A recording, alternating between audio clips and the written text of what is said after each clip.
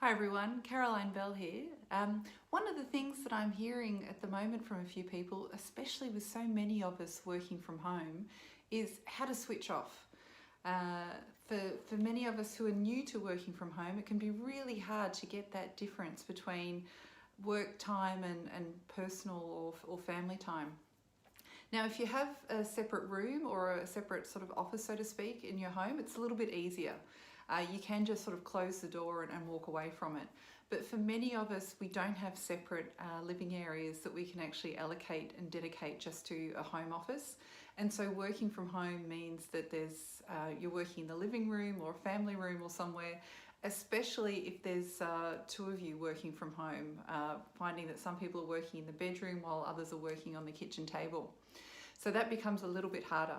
In those situations, I would definitely recommend that you pack up everything at the end of the day so you're not constantly looking at it and it's not a reminder. But from my point of view, the biggest tip that I can give in relation to having that break and sort of being able to walk away is planning the day and prioritising. So it sounds quite basic, but really applying some discipline to, at the start of every day, working out what hours you do want to work that day, and then working out, well, what are your priorities, and then walking away once those priorities are finished within that time frame. There's always going to be work that can be done. There's always something else that can be done.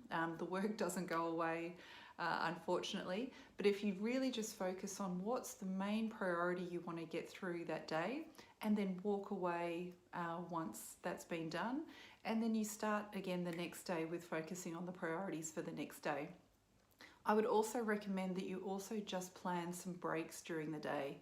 It's a little bit hard, of course, to get out and about, but I would plan at least some sort of break depending on what suits you, whether it's a meditation break, whether it's just sitting down somewhere, whether it's reading, or whether it's just going to get a cup of tea. Make sure you do move away from the desk during the day or from the kitchen table, and just sort of have those pauses during the day, which you would normally do if you were sitting at your desk at the office as well.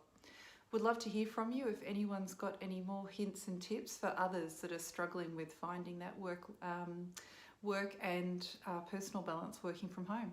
Thanks.